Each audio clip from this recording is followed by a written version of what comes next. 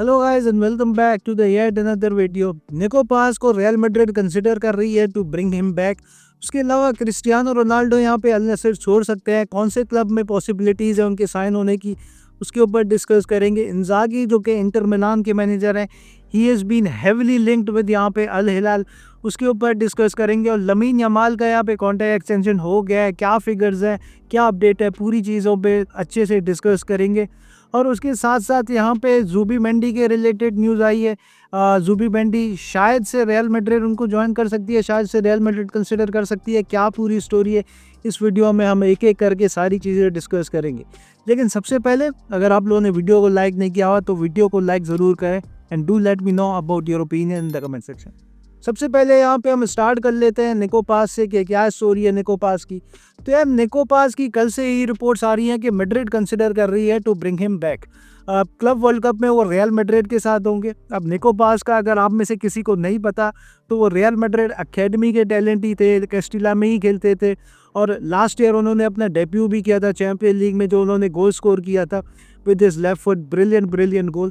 और मैंने हमेशा निको पास के रिलेटेड बात की है कि उसको मिनट्स मिलने चाहिए थे, लेकिन उसको मिनट्स नहीं मिले। और जब वो उनको बेचा गया तब भी मैं उस चीज़ के अगेंस्ट था, बिकॉज निको पास में इंसेन क्वालिटी है, इंसेन टैलेंट है और वो टैलेंट उसने कोमो में जाके इस साल शो किया। बिकॉज अगर आप सीरिया ए का अगर आप उठा के देखें तो सीरिया ए में जो अंडर 23 के जो बेस्ट प्लेयर था वो निको पास ही था इस साल। तो I think Nico Paz can be a great signing for Real Madrid. और यहाँ पे रिपोर्ट्स यही है कि क्लब वर्ल्ड कप में वो रियल मैड्रिड के साथ जा सकते हैं। शायद से उसके बाद फिर शाबी अलोंसो किसी डिसीजन पे आए कि निको पास यहाँ पे रियल मैड्रिड के साथ स्टे करेंगे या तो फिर वो लोन पे जाएंगे या रियल मैड्रिड वापस कंसिडर करेगी to sell. But I think Nico Paz को डेफिनेटली रियल मैड्रिड में आना चाहिए। और उसके साथ साथ रियल मैड्रिड एक और मिडफील्डर भी साइन कर सकती है, कोप की यही रिपोर्ट है। निको पास के आने के बाद भी एक मिडफील्डर साइन होगा, तो लेट्स सी यार वो मिडफील्डर कौन हो सकता है, because I am very excited to see कि रियल मैड्रिड किस मिडफील्डर के पीछे जाती है। उसके बाद यहाँ पे मार्टिन जुबीमेंडी के रिलेटेड न्यूज़ आई है और ये न्यूज़ आई है बेसिकली कि जुबीमेंडी की जो डील है आर्सेनल के साथ वो कंप्लीट नहीं हुई। अब ये कोप की तरफ से आई है, कोप को मैं इतना ज़्यादा रिलायबल नहीं समझता, बट अगेन उन्होंने कहा है कि डील जो है वो फाइनलाइज नहीं हुई है और एनीथिंग कैन हैपन। और रियल मैड्रिड अगर यहाँ से सोचे कि उनको चाहिए मार्टिन जुबीमेंडी तो मेरे ख्याल से जुबीमेंडी आ सकते हैं। दीज आर द रिपोर्ट्स जो कि सामने आई है, but I think it's likely कि वो आर्सेनल ही जाएंगे और उनकी डील ऑलमोस्ट यहाँ पे हो चुकी है। बट आई थिंक दो प्लेयर्स हैं जो कि इस वक्त रियल मैड्रिड से लिंक्ड है, एक है आपका स्टेलर और एक है आपका मार्टिन जुबीमेंडी। तो मेरे ख्याल से इन दोनों में से किसी एक को रियल मैड्रिड को डेफिनेटली साइन करना चाहिए if you want a player जो कि एक टेम्पो कंट्रोल करे रियल मैड्रिड की टीम में, बिकॉज बहुत ज़रूरी है। शाबी अलोंसो की जो फुटबॉल है उसमें टेम्पो कंट्रोलर एक मिडफील्डर बहुत ज़रूरी है। अब बार्सिलोना की अगर हम बात करें यहाँ पे तो लमीन यमाल ने अपना जो कॉन्ट्रैक्ट है वो रिन्यू कर लिया है बार्सिलोना के साथ 31 तक। और जो इस वक्त जो टर्म्स आ रही हैं, जो लमीन यमाल यहाँ पे 15 मिलियन पर ईयर अर्न करेंगे और उनकी जो सैलरी है वो हर साल बढ़ेगी और उनकी सैलरी यहाँ पे 20 मिलियन तक पहुँच सकती है। I think rightly deserved. अगर आप लमीन की बात करो तो he is one of the best players in the world और जो उनको कॉन्ट्रैक्ट नेगोशिएशन मिली हैं, जो टर्म्स उनको मिली हैं, तो मेरे ख्याल से वो डिज़र्व करते हैं। उसके साथ साथ यहाँ पे रिपोर्ट्स ये भी आ रही हैं कि लमीन यमाल यहाँ पे नंबर 10 की जर्सी भी पहन सकते हैं इस सीज़न, जो सीज़न शुरू होने वाला है। लेकिन लमीन ने यहाँ पे शर्त रखी है कि भाई जब तक अंसु फती टीम में है मुझसे कोई बात नहीं की जाए नंबर 10 की जर्सी को देखे, बिकॉज यहाँ पे अंसु फती इज़ माय फ्रेंड। और अगर अंसु फती स्टे कर जाते हैं तो लमीन यमाल का कहना है कि भाई मैं नंबर 10 की जर्सी नहीं लूँगा। हाँ, यहाँ पे अगर मोनाको वो चले जाते हैं अंसु फती तो हो सकता है कि हम लमीन यमाल को नंबर 10 जर्सी के साथ भी देखें next season. And I think deserve करते हैं। अगर आप बार्सिलोना की इस वक्त टीम में देखें जो कि बार्सिलोना के प्रोजेक्ट को लेके चल सकता है, जिसके अराउंड टीम बिल्ड हो सकती है, that is lamin Yamal in my opinion.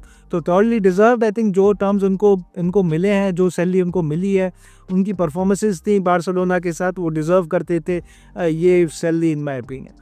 उसके अलावा यहाँ पे जोआन गार्सिया के काफ़ी ज़्यादा मिक्स रिएक्शंस आ रहे हैं। कभी आप ट्विटर खोलो तो आपको लगता है कि उन्होंने रिजेक्ट कर दिया, कभी आप ट्विटर खोलो तो ऐसे लगता है कि there is still a possibility. तो अभी ये न्यूज़ आई है बेसिकली, जो जोआन गार्सिया हैं उन्होंने ये बोला है कि भाई मुझे कोई मसला नहीं है स्पेनियोल के साथ खेलने को। अब अगर आप जोआन गार्सिया की बात करें तो रिपोर्ट्स यही हैं कि भाई वो स्पेन के साथ 2026 का वर्ल्ड कप टारगेट कर रहे हैं और उनकी कोशिश यही है कि जो जिस भी टीम में जाएं उस टीम में वो स्टार्टर बने। तो लेट्स सी यार, बार्सिलोना वो जा पाते हैं नहीं जा पाते, मैन सिटी जाते हैं, but I think Joan Garcia is a brilliant talent. But अभी तक कोई क्लैरिटी हमें नहीं देखने को मिल रही, बिकॉज मिक्स रिएक्शन हमें देखने को मिल रहे हैं। अगर आप ट्विटर खोलें तो ट्विटर में आपको ये भी देखने को मिलेगा कि बारसा को कंसिडर नहीं कर रहे, ये भी देखने को मिलेगा कि all possibilities are open. So let's see यार, मेरे ख्याल से आने वाले दिनों में क्लैरिटी जो पिक्चर है वो हमारे सामने आएगी। सो क्रिस्टियानो रोनाल्डो का फ्यूचर काफ़ी ज़्यादा अनसर्टेन है, बिकॉज देयर आर रिपोर्ट्स कि क्रिस्टियानो रोनाल्डो यहाँ पे अल नसीर छोड़ सकते हैं। मेरे ख्याल से एक दिन पहले ही उन्होंने इंस्टाग्राम पे पोस्ट की थी और उस पोस्ट से यही लगा था कि he is on his way out. But यहाँ पे सबका क्वेश्चन यही था कि क्रिस्टियानो रोनाल्डो कौन से अब क्लब को ज्वाइन कर सकते हैं। तो आज जो सेंटी जो कि काफ़ी ज़्यादा रिलायबल है, अगेन फ्रेंच लीग तक तो वो काफ़ी ज़्यादा इंपॉर्टेंट है। अब पता नहीं कि क्रिस्टियानो रोनाल्डो तक उनकी जो न्यूज़ है वो रिलायबल है भी या नहीं भी। तो उनकी जो आज जो रिपोर्ट थी वो यही थी कि क्रिस्टियानो रोनाल्डो अल नसर को, अल हिलाल को यहाँ पे कंसिडर कर रहे हैं और अल हिलाल में वो जा सकते हैं, because Al Hilal FIFA club world cup भी खेल रही है। तो अगर किसी को नहीं पता तो मैं उनको बता दूं, अल नसर और अल हिलाल जो है, जो बार्सिलोना और यहाँ पे रियल मैड्रिड की राइवलरी है, इन दोनों की ये राइवलरी है। तो अगर क्रिस्टियानो रोनाल्डो जाते हैं तो मेरे ख्याल से वो एक हेट्रेड नेक्स्ट लेवल पे होगा उनका। बट आई थिंक उनको फीफा क्लब वर्ल्ड कप खेलना है तो वो कंसिडर कर रहे हैं। यहाँ पे ब्राज़ील से भी काफ़ी ज़्यादा क्लब्स हैं जो कि उनको अप्रोच कर रहे हैं। तो अभी तक कोई हमें क्लैरिटी नज़र नहीं आई कि क्रिस्टियानो रोनाल्डो कहाँ खेलेंगे, बिकॉज मुझे लगता है कि उनका एम्बिशन यही है कि उन्होंने फीफा क्लब वर्ल्ड कप खेलना है। और मोस्ट लाइकली अगर सऊदी अगर ये कोशिश करे, बिकॉज सऊदी का प्रोजेक्ट क्रिस्टियानो रोनाल्डो के तहत ही खड़ा हुआ है, तो वो कोशिश करेंगे कि अल हिलाल उनको ऑफ़र करें, बिकॉज अल हिलाल काफ़ी ज़्यादा यहाँ पे साइनिंग्स कर रही है। They are ambitious. यहाँ पे ब्रूनो फर्नांडिस में भी वो इंटरेस्टेड है। उन्होंने 3 दिन का अल्टीमेटम दिया है ब्रूनो फर्नांडिस को कि आप डिसाइड करें या विल मूव ऑन। उसके अलावा यहाँ पे अल हिलाल जो है वो यहाँ पे इंजागी पे भी इंटरेस्टेड है। इंजागी इंटर मिलान के मैनेजर 25 मिलियन उनको ऑफ़र कर रहे हैं पर सीज़न। और ये रिपोर्ट आई है कि यहाँ पे इंजागी ने ग्रीन सिग्नल दे दिया है टू नेगोशिएट विद अल हिलाल।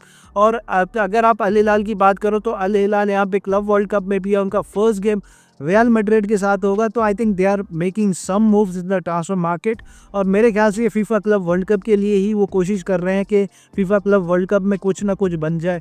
तो उसकी वजह से ही ब्रूनो फर्नांडिस, क्रिस्टियानो रोनाल्डो और इंजागी को कंसिडर कर रहे हैं। अब साने, जैसे आप सबको पता है कि साने बायर म्यूनिख में खेलते हैं, लेकिन वो फ्री एजेंट है, बिकॉज बायर म्यूनिख के साथ उन्होंने अपना कॉन्ट्रैक्ट एक्सटेंड नहीं किया।